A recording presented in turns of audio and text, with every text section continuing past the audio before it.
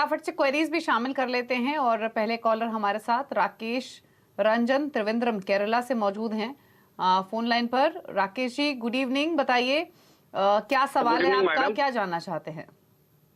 जी ma'am, मैं पहले बताना चाहूंगा मेरे बारे में कि मैं एक सरकारी एम्प्लॉई हूं और मेरी क्रॉस सैलरी अप्रॉक्स अभी 1.5 है, जो कि जनवरी ऑनवर्ड्स अराउंड 2.1 हो जाएगी।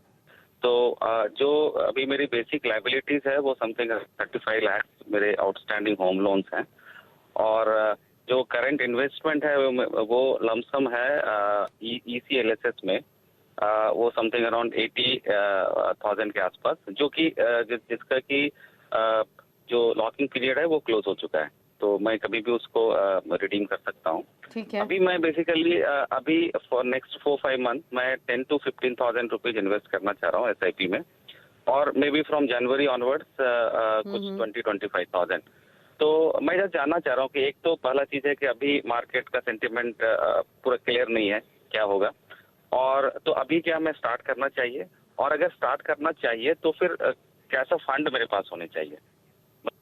मैं अभी इस पोजीशन में हूँ कि थोड़ा रिस्क ले सकता हूँ, तो जो मेरा रिस्क एपेटाइट है वो मॉडरेट अभी चलेगा।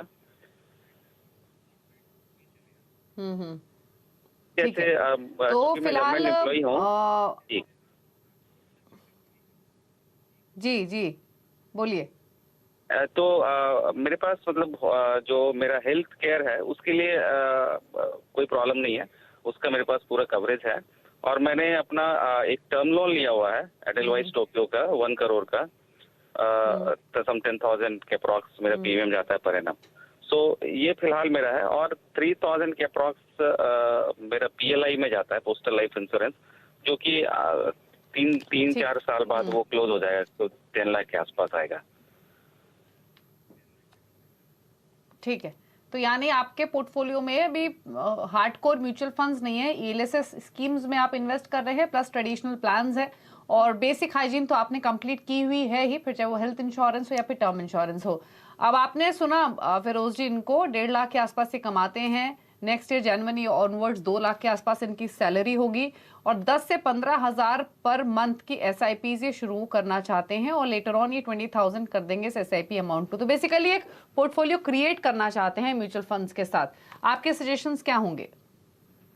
दीपाली जी, पहला मेरा सजेशन होगा, जो 80,000 रुपीज जो ये ELSS में डाल चुके हैं उनकी लॉक इन पीरियड खत्म हो चुकी है। ज्यादातर यही करना चाहिए कि आपको ELSS के पैसे को रिसाइकल करना चाहिए, ताकि हर साल की जो टैक्स ब्रेक है वो आप उसी पैसे से ला पाए।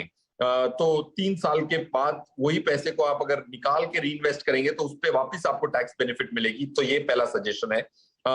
पॉइंट 2, आपको SIP क्या चालू करनी चाहिए, ये सही मौका है। मेरे हिसाब से SIP कर रहे हैं तो जितनी ज्यादा मार्केट की अनसर्टेनिटी होगी, इतना उतार चढ़ाव होगा, उतना आपको फायदा होगा। जैसे कि अगर किसी ने SIP शुरू की होगी अप्रैल में इस साल के, तो जून में अच्छी किस्त उनको सस्ते दामों पे मिली होगी। तो मार्केट की जो वॉलेटिलिटी देखने को मिली है हमने इस कैलेंडर ईयर में, उस वॉलेटिलिटी की वजह से SIP को फायदा होता है। जैसे इस साल अगर हम देखें, लास्ट 7 महीने में 8 दिन ऐसे थे जहां निफ्टी 3% से ज्यादा ऊपर या नीचे गई। इसको कहते हैं हाई वॉलेटिलिटी पीरियड।